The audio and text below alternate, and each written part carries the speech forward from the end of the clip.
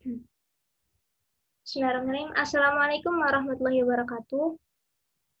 Yang terhormat Ibu Agnistasia Ramadan Putri, MPD, dan Bapak Ahmad Nugraha, MSI, selaku dosen pengampu Pondosika. Kepada rekan-rekanku kelas 1D PGSD yang saya banggakan.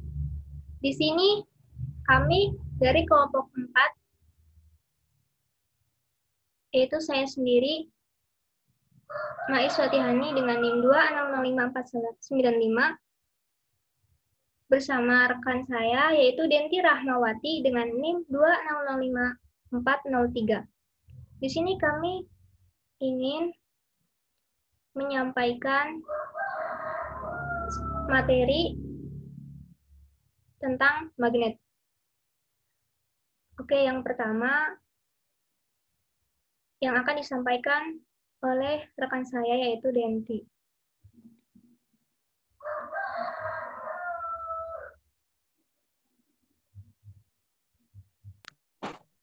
Bismillahirrahmanirrahim. Materi yang pertama yaitu magnet. Magnet atau magnet adalah suatu objek yang mempunyai suatu medan magnet. Magnet juga dapat diartikan sebagai suatu benda yang memiliki gejala dan sifat yang dapat mempengaruhi bahan-bahan tertentu yang ada di sekitarnya. Kemudian, selanjutnya yaitu jenis-jenis magnet. Yang pertama itu berdasarkan asalnya, magnet dibagi menjadi dua. Yang pertama yaitu magnet alami. Magnet alami yaitu magnet yang ditemukan di alam. Magnet alam dapat ditemukan pada bebatuan yang mengandung unsur magnet. Batuan yang dapat menarik benda dari besi itu disebut dengan magnet alami. Kemudian yang kedua magnet buatan. Magnet buatan yaitu magnet yang sengaja dibuat oleh manusia. Yang kedua yaitu berdasarkan sifat kemagnetannya, magnet dibagi menjadi dua. Yang pertama, magnet tetap.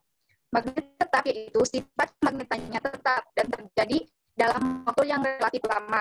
Biasanya terbuat dari baja. Yang kedua yaitu magnet sementara. Magnet sementara yaitu magnet yang sifatnya tidak tetap atau sementara. Biasanya terbuat dari besi lunak. Kemudian, berdasarkan bahan yang digunakannya, magnet dibagi menjadi 4. Yang pertama, tipe magnet permanen campuran. Yang kedua, tipe magnet keramik.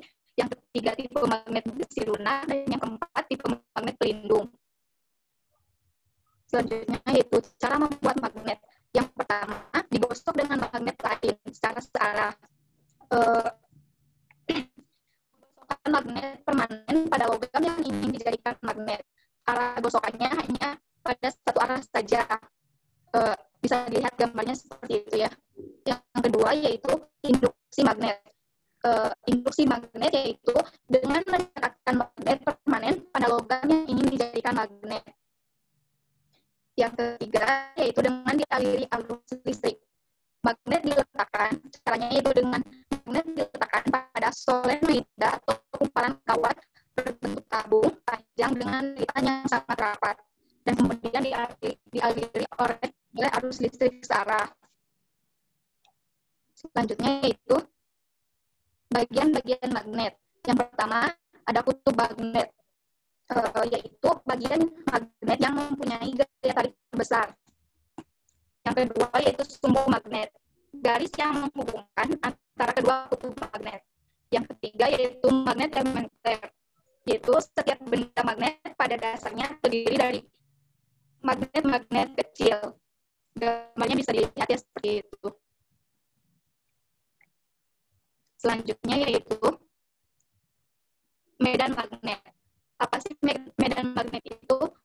Medan magnet yaitu ruang di sekitar magnet yang gaya tarik atau tolaknya masih dirasakan oleh magnet lain. Medan magnet pada umumnya mengitari bagian-bagian kutub magnet. Medan magnet terdiri dari garis-garis flux imajiner yang berasal dari partikel bermuatan listrik yang bergerak atau berputar. Contohnya, partikel proton yang berputar dan pergerakan elektron yang mengalir pada kawat dalam bentuk sirkuit elektronik. Selanjutnya, bentuk-bentuk medan magnet. Yang pertama, medan magnet pada kawat lurus. bentuk garis medan magnet pada kawat panjang yang dialiri arus listrik berbentuk lingkaran konsentris mengelilingi kawat tersebut. Arah dari medan magnetnya tegak lurus terhadap kawat dan searah dengan jari-jari pada tangan kanannya yang ditekuk, dan arah arusnya sesuai dengan arah ibu jari. Kemudian yang kedua yaitu medan magnet pada kawat berbentuk loop. Arus listrik yang mengalir pada kawat berbentuk loop menghasilkan medan magnet lebih terpusat pada bagian tengah dibandingkan pada bagian luar loop. Gambarnya seperti itu ya. Kemudian yang ketiga yaitu medan magnet pada magnet batang. Medan magnet pada sebuah batang magnet berbentuk garis tertutup. Melalui hasil konvensi, arah medan magnet keluar dari kutub utara menuju kutub selatan. Kemudian yang keempat yaitu medan magnet pada solenoid. Solenoid adalah kawat berarus listrik berbentuk loop yang biasanya dililitkan pada inti dari besi sehingga menghasilkan medan magnet. Medan magnet yang seragam dihasilkan pada pusat solenoid, sedangkan medan magnet yang terbentuk di luar solenoid lebih lemah, itu lebih lemah. Kemudian yang kelima yaitu medan magnet pada bumi.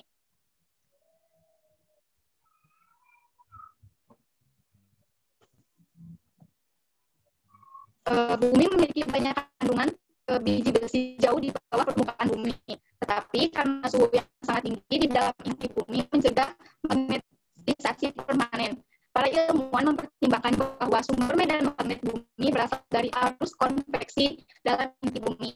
Hal ini disebabkan oleh peredaran ion atau elektron pada besi cair di inti bumi. Arah medan magnetnya serupa dengan arah medan magnet pada kawat berbentuk loop. Gambarnya seperti itu.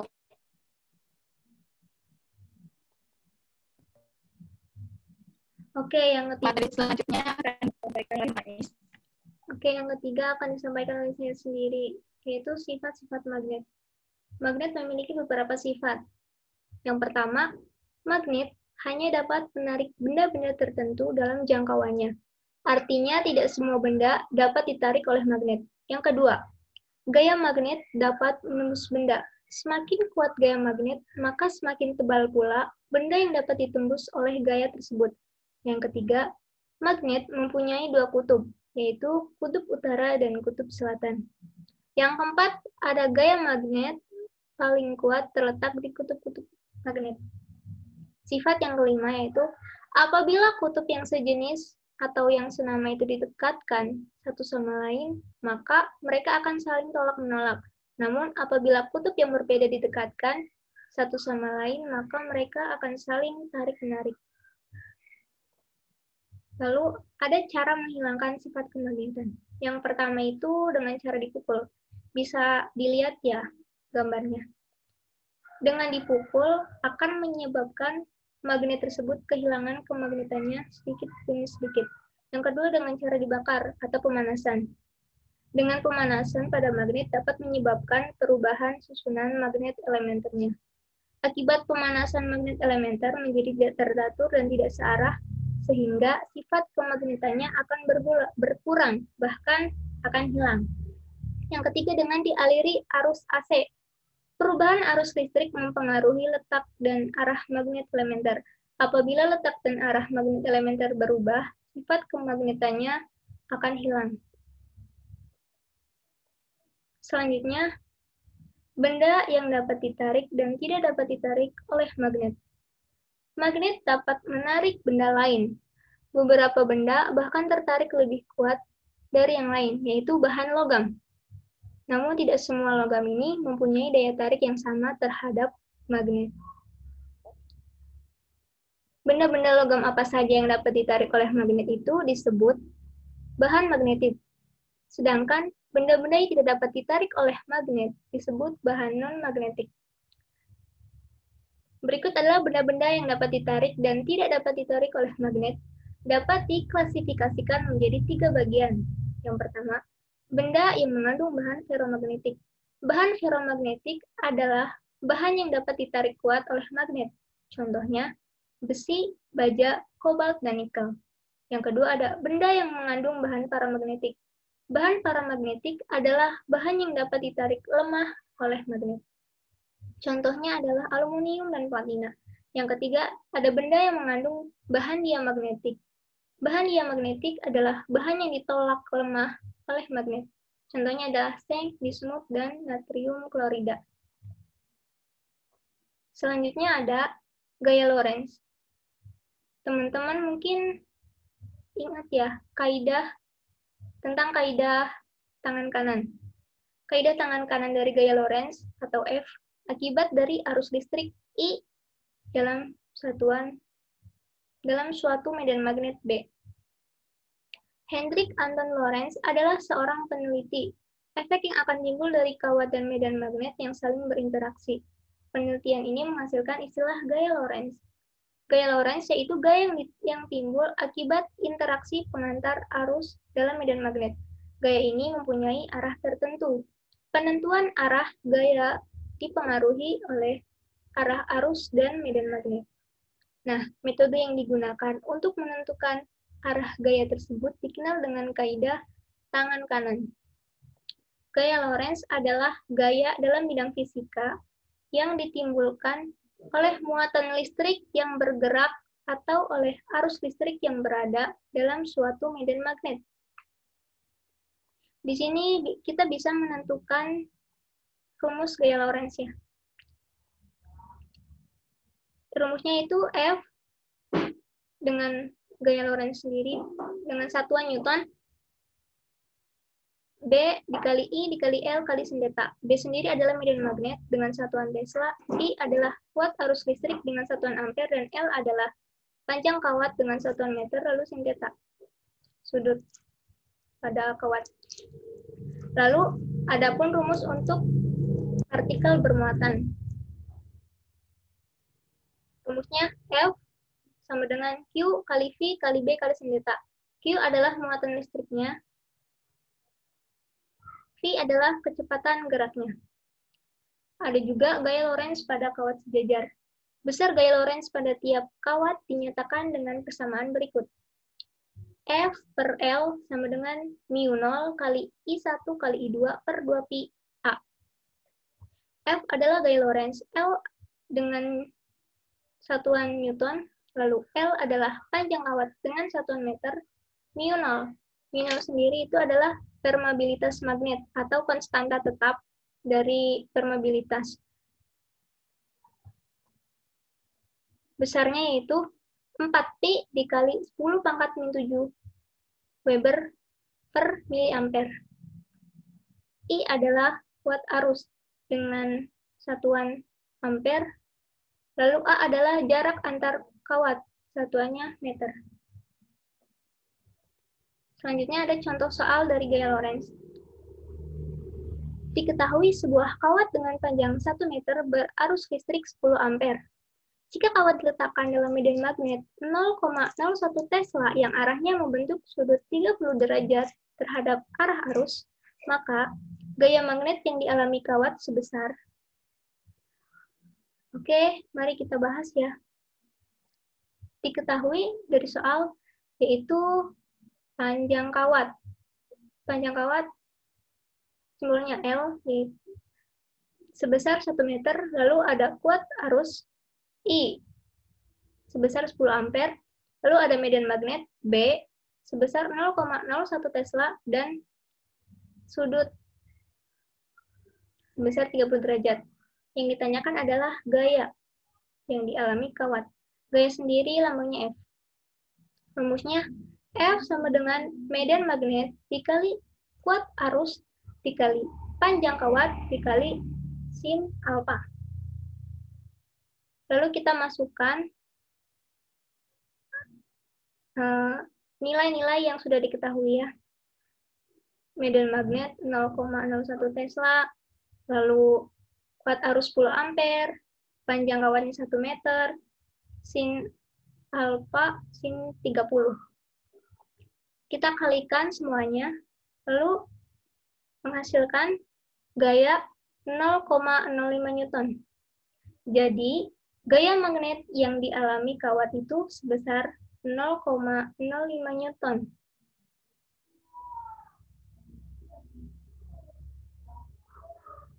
Gaya Lorentz diterapkan pada peralatan seperti motor listrik. Motor listrik dapat mengubah energi listrik menjadi energi kinetik. Hal yang dapat menggerakkan motor listrik adalah pumparan arus yang dapat berputar dengan bebas diletakkan pada sebuah medan magnet. Lalu pada alat ukur seperti ampermeter, voltmeter, dan multimeter.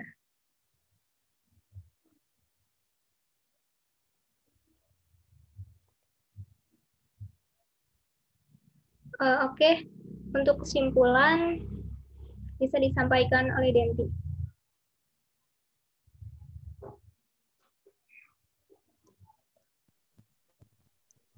Dari pemaparan di atas dapat disimpulkan yaitu magnet atau magnet adalah suatu objek yang mempunyai suatu medan magnet. Magnet juga dapat diartikan sebagai suatu benda yang memiliki gejala dan sifat yang dapat mempengaruhi bahan-bahan tertentu yang berada di sekitarnya. Kemudian, medan magnet yaitu ruang di sekitar magnet yang gaya tarik atau tolaknya masih dirasakan oleh magnet lain. Medan magnet pada umumnya mengitari bagian-bagian kutub magnet. Yang ketiga yaitu benda-benda yang dapat ditarik dan tidak dapat ditarik oleh magnet diklasifikasikan menjadi 3 bagian. Yang pertama, benda yang mengandung bahan ferromagnetik, yaitu bahan yang dapat ditarik kuat oleh magnet. Contohnya adalah besi, baja, kobalt, dan nikel. Kemudian yang kedua, benda yang mengandung bahan paramagnetik, yaitu bahan yang dapat ditarik lemah oleh magnet. Contohnya adalah aluminium dan platina. Yang ketiga yaitu benda yang mengandung bahan diamagnetik, yaitu bahan yang ditolak lemah oleh magnet. Contohnya adalah seng, bismut, dan natrium klorida. Mungkin itu kesimpulannya. Terima kasih, Denti. Oke, mungkin hanya itu yang bisa kami sampaikan kepada rekan-rekan semua. Mohon maaf jika banyak kesalahan dalam penyampaian materi. Dan jika ada yang ingin ditanyakan, boleh. Terima kasih.